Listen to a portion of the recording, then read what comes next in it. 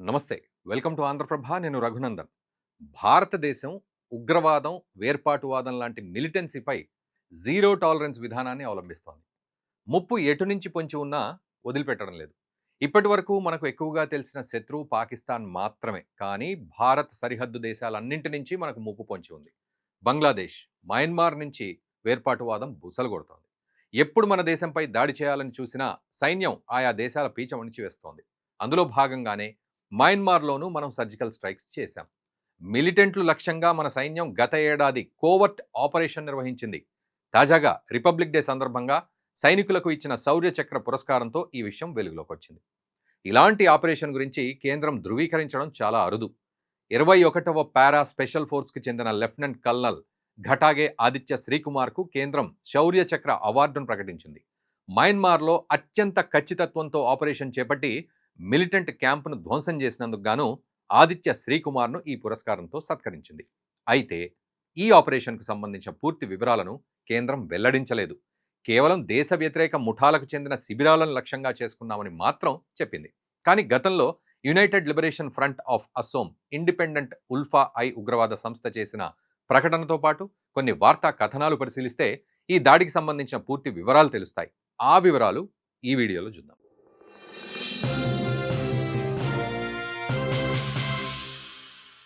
2025 అంటే గత సంవత్సరం జూలై 11 నుంచి 13 వరకు భారత్ మయన్మార్ సరిహద్దు ప్రాంతంలో ఈ ఆపరేషన్ జరిగింది. ఈశాన్య ప్రాంతంలోని వేర్పాటువాద గ్రూపులపై భారత సైన్యం సర్జికల్ దాడులకు దిగింది. మయన్మార్లోని తమ శిబిరాలపై భారత సైన్యం డ్రోను, క్షిపణి దాడులు చేసినట్లు నిషేధిత ఉల్ఫా ఐ ప్రకటించింది. ఈ దాడుల్లో 3 సీనియర్ నాయకులను కోల్పోయామని, దాదాపు 19 మంది గాయపడ్డారని మొదట చెప్పింది. సీనియర్ వేర్పాటువాద కమాండర్లు 9 మంది మరణించారని వార్తా కథనాల ద్వారా వెల్లడైంది.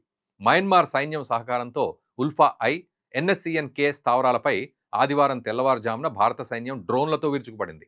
భారత్ సరిహద్దులోని మయన్మార్లో నాగా స్వయంపాలిత ప్రాంతమైన హుయత్ బస్తీలోని ఉల్ఫా ఐ తూర్పు కమాండ్ ప్రధాన కార్యాలయం, వక్తం బస్తీలోని 779 శిబిరంతో పాటు మరో 2 శిబిరాలు లక్ష్యంగా 2 గంటలకు పైగా దాడులు జరిగాయి. ఈ దాడులకు 300లకు పైగా డ్రోన్లను వినియోగించారు. ఇందులో ఉల్ఫా ఐ అగ్ర కమాండర్ నయన్ మెధి అలియాస్ నయన్ అసోం మరణించినట్లు ధృవీకరించారు. పరేష్ బారువా నేతృత్వంలోని నిషేధిత ఉల్ఫా ఐ సంస్థకు ఆయన కీలక వ్యూహకర్త, సైనిక శిక్షకుడు. అలాగే ఈ డ్రోన్ దాడుల్లో ఎన్ఎస్సిఎన్-కేకు చెందిన శిబిరాలు కూడా దెబ్బతిన్నాయి. కాగా నయన్ అసోం అంత్యక్రియలు నిర్వహిస్తుండగా తమ శిబిరంపై మరోసారి క్షిపణి దాడి జరిగింది. ఆ సమయంలో బ్రిగేడియర్ గణేష్ అసోం, కల్నల్ ప్రదీప్ అసోం మరణించారు. ఈ దాడులకు ప్రతీకారం తీర్చుకుంటామని స్పష్టం చేసింది. మయన్మార్లోని కచిన్ ఇండిపెండెంట్ ఆర్మీ, నాగా తిరుగుబాటుదారులు, పాక్ గూఢచార సంస్థ ఐఎస్ఐ, ఆఫ్ఘనిస్తాన్లోని ముజాహిదీన్లతో ఉల్ఫా ఐకి సంబంధాలు ఉన్నట్లు కూడా తెలుస్తోంది. మయన్మార్లోని నిషేధిత ఉల్ఫా ఐ శిబిరాలపై డ్రోన్ దాడులు చేయలేదని అప్పట్లో భారత సైన్యం తెలిపింది. ఈ ప్రకటనను తీవ్రంగా ఖండించింది. కానీ అప్పటి పరిస్థితులతో పాటు ఇరు దేశాల మధ్య ఉద్రిక్తతలు పెరగకుండా ఉండడానికి ఇలాంటి ప్రకటన చేసింది. ఈ నేపథ్యంలోనే ఇప్పుడు లెఫ్టినెంట్ కల్నల్ ఘటాగే ఆదిత్య శ్రీకుమార్కు కేంద్రం శౌర్య చక్ర అవార్డునివ్వడంతో అప్పట్లో వేర్పాటువాదులపై చేసిన దాడి నిజమే అని తెలుస్తోంది. అయితే మయన్మార్పై ఇలాంటి దాడి ఇది తొలిసారి అయితే కాదు.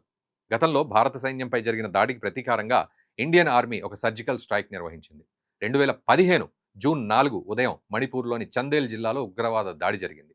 భారత సైన్యానికి చెందిన డోగ్రా బెటాలియన్పై జరిగిన ఉగ్రవాద దాడిలో 18 మంది మన సైనికులు మరణించారు, వీరమరణం పొందారు. దాదాపు 12 మందికి పైగా గాయపడ్డారు.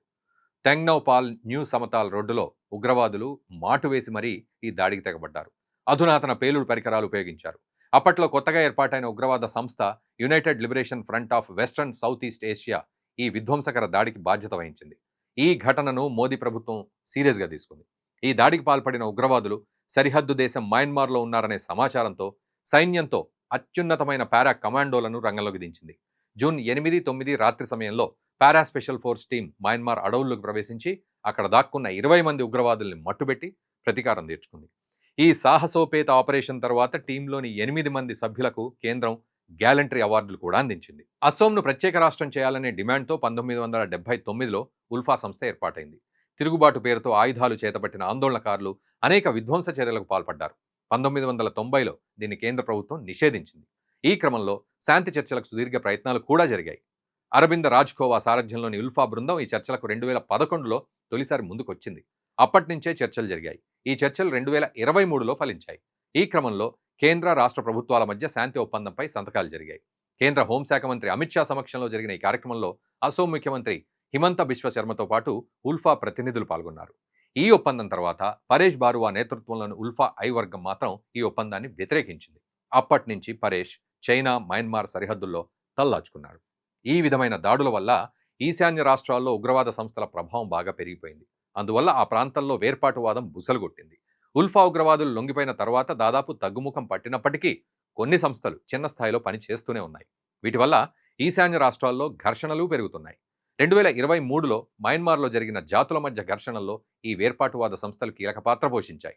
మిలిటెన్సీకి తుపాకులు, మందుగుండు అందించడంలో ఈ సంస్థలు ముందున్నాయి. అందుకే భద్రతా సంస్థలు వీటిపై ఒక కన్నేసి ఉంచాయి.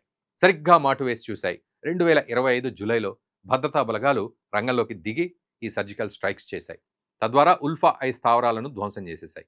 ఈ బలగాలకు నేతృత్వం వహించిన లెఫ్టినెంట్ కల్నల్ ఘటాగే ఆదిత్య శ్రీకుమార్కు కేంద్రం శౌర్య చక్ర అవార్డు అందించడం ద్వారా ఆయనను గౌరవించడంతో పాటుగా భారత్ జోలికొస్తే తగిన బుద్ధి చెబుతామని హెచ్చరికలు సైతం జారీ చేసినట్లయింది. మరి ఈ విషయంపై మీరేమంటారో కామెంట్ చేయండి.